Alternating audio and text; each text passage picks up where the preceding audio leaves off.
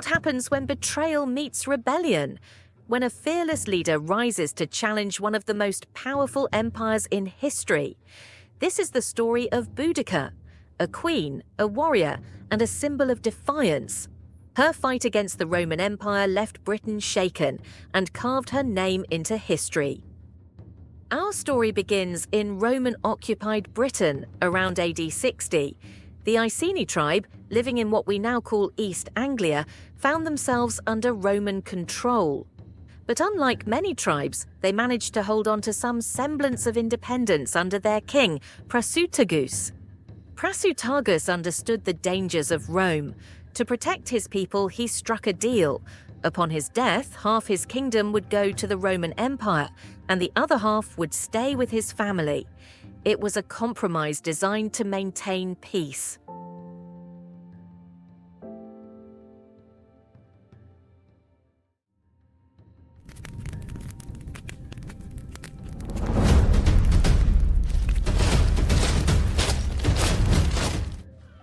But the Romans had no intention of honoring that agreement. When Prasutagus died, they seized everything. The lands of the Iceni, taken, their people, enslaved. And as for Boudica, she was publicly flogged, and her daughters endured atrocities that crossed every imaginable line. The Romans thought they had broken her. Instead, they had ignited something far more dangerous.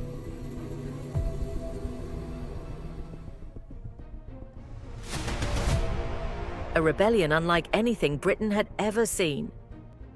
Boudica wasn't just fighting for herself, she was fighting for her people, her family, and the very freedom that Rome had stolen. And she wasn't alone.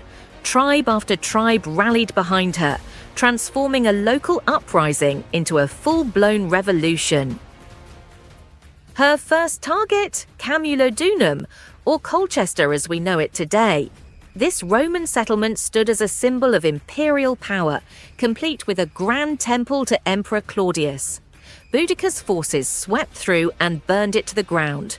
Archaeologists have uncovered charred remains, proof of just how thorough her destruction was. The Roman officials sent for reinforcements, but they were too late. Imagine sending a desperate message like, "Help! The Iceni are burning our city," only to hear, "Sorry, busy today." The city was left to its fate. Next on Boudica's list was Londinium, modern-day London. Back then, it was a budding trade hub, but it was no match for Boudica's army. She burned it to the ground, leaving behind a trail of ash and chaos. Even Governor Suetonius Paulinus decided to evacuate rather than face her wrath. Her final stop was Verulamium, today's St. Albans. By now, her army had grown to nearly 100,000 strong. They were unstoppable, and the Romans were more desperate than ever. But all good things must come to an end. Governor Suetonius regrouped his forces and chose the battlefield carefully.